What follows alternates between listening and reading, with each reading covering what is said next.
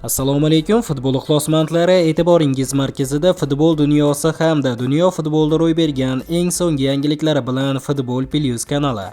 Ayni paytda mana shu roligimizga like bosayotgan barcha obunachilarimizga yana bir bor o'z minnatdorchiligimni bildirib qolaman. Ekran oldiga yaxshilab joylashib oling, like bosishni unutmang. Bugungi dasturimizni boshladik.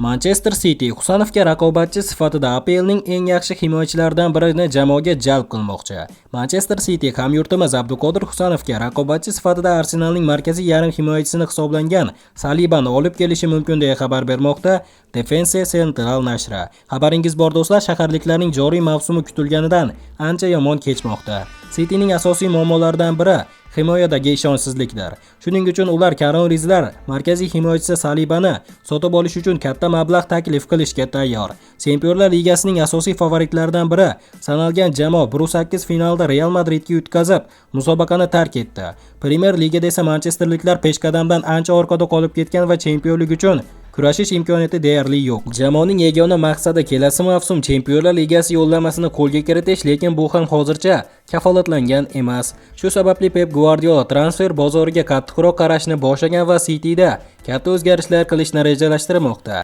Bundan tashqari fransiyalik fullbekka Madridning Real klubi bilan ham jiddiy qiziqish bildirayotgani haqida mish-mishlar tarqalayotgan edi. Ma'lumot o'rnida 24 yoshli himoyachi joriy mavsum to'pchilar safida 39 ta bellashuvda maydonga tushib, 2 ta gol urishga muvaffaq bo'lgan. Uning klub bilan shartnomasi esa 2027-yilning yozigacha mo'ljallangan. Qadrli do'stlar, nima bo'lganda ham hamyurtimiz Abduqodir Husanovga omad tilagan holda kommentariyaga tushib, Olg'a O'zbekiston, Olg'a Husanov deb yozib qo'yishni unutmang do'stlar. Guardiola Hollandning safga qaytish muddati haqida ma'lumot berdi.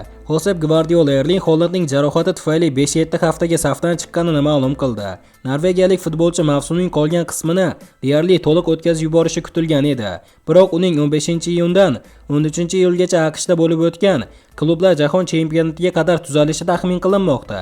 Joriy mavsumda yuz bergan barcha jarohatlarni hisobga olsak, futbolchilarimiz va Erlingga juda achinaman. Unga tezroq sog'ayib maydonga qaytishini tilayman. U qachon qaytishi mumkin? Shifokorlar menga 5 haftadan 7 haftagacha vaqt kerak bo'lishini aytdi. Umid qilamanki, mavsum oxirigacha va klublar jahon chempionatiga qadar u tarkibda bo'ladi, dedi City bosh murabbiyi Pep Guardiola. Ma'lumot uchun aytib o'taman do'stlar, shaharliklarning 24 yoshli hujumchisi Angliya Kubogiga Brutor finalda Bournemouthga qarshi o'yinda chap to'pig'idan jarohat oldi. Albatta do'stlar, Erling Haalandni tezroq maydonga qaytishini biz ham tilab qolamiz.